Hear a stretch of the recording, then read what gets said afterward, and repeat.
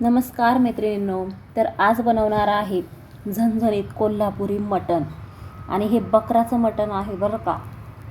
तर कसं बनवणार आहे एकदम भारी. तर व्हिडिओ स्किप न करता शेवटपर्यंत नक्की बघा. तर काय झालं, वाटण जेव्हा मी काढलं तेव्हा माझ्या लक्षात आलं नाही व्हिडिओ घ्यायचा, पण जेव्हा मी हे ग्रेव्ही ही परतायला लागले तेव्हा माझ्या लक्षात आलं की व्हिडिओ घेऊ, त्यामुळे सॉरी.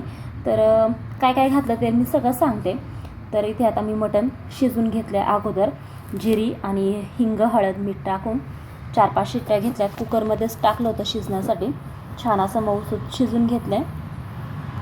आणि हे सूप हे सगळं आपल्याला मटणाच्या भाजीला वापरायचं आहे, त्यामुळे छान अशी चव येते. तर ह्या वाटणामध्ये मी काय काय घातलं होतं, तर कांदा, खोबरं, आलं, लसूण, कोथिंबीर ह्या सगळ्या वस्तू मी तळून घातल्यात. चिरलं मी ते सगळ्यात अगोदर, बारीक केल्या खोबरं वगैरे. त्यानंतर मी तळून ते वाटून घेतले आणि आता तेल टाकून मी ते परतून घेते छान. आणि इथे मसाले घेतलेत. घरचा मसाला आहे, लाल मिरची पावडर आहे, हळद आहे आणि चिकन मसाला, कांदा मसाला. तर चिकन मसाला हा नंतर टाकायचा आहे. तर इथे हे 4 टाकायचे आपल्याला, हळद आणि हे 3 प्रकारचे मसाले. तर छान असं परतून घ्यायचं आहे. जेवढं आपण परतू ही ग्रेव्ही तेवढं भाजी छान होते.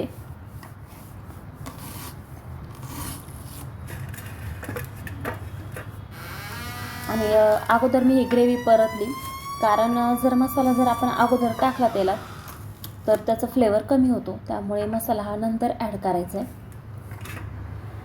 आता इथे मी मसाले घालून घेतले, छान असं मिक्स करून घेते.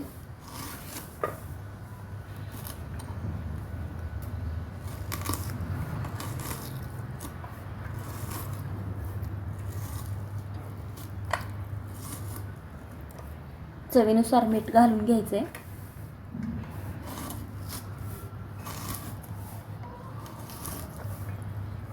इथे आता थोडा थोडा मसाला तेल सोडायला लागलेला आहे. अजून परतून घ्यायचं आहे आपल्याला.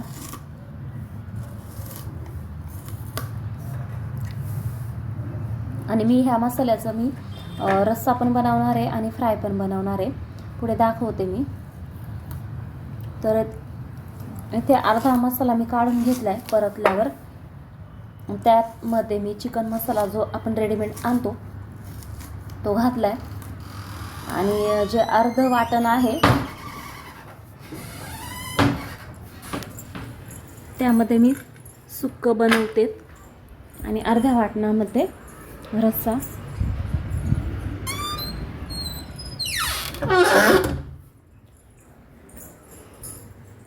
तर यामध्ये मी थोडंसं सूप घातलं आहे, म्हणजे सुक्कं जे बनवलं आहे मटण त्यामध्ये मी सूप पण घातलं आहे थोडंसं, म्हणजे टेस्ट छान येते. आणि कोथिंबीर घातली आहे. आता इथे मी दुसरं पातेलं घेतलं आहे, त्यामध्ये जो आपण परतून घेतला आहे मसाला तो ॲड केला आहे. त्यानंतर परत चिकन मसाला घातला आहे. तेल अजिबात घातलं नाही, जे पहिलं घातलं होतं मी 5-6 पळ्या तेवढंच. त्यानंतर परत तेलसुद्धा मी टाकलं नाही एक्स्ट्रा. आणि तेवढ्याच तेलामध्ये रस्सा पण झाला आणि फ्राय पण झालं. आणि रस्सा पण आता इथे रेडी झाला आहे. छान असं मिक्स करून घेतले. आणि हे सूप आहे आणि थोडंसं पाणी ॲड केलं आहे, बाकी सगळं सूपमध्येच ही आपली भाजी तयार झाली आहे.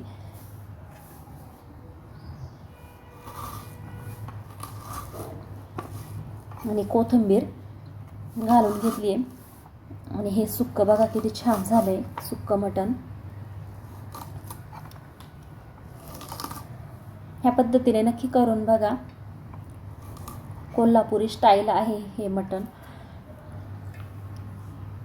आणि इथे रस्सा आपला रेडी झाला आहे. रेडी म्हणजे अजून उकळायचा आहे, तो छान उकळून द्यायचा आहे.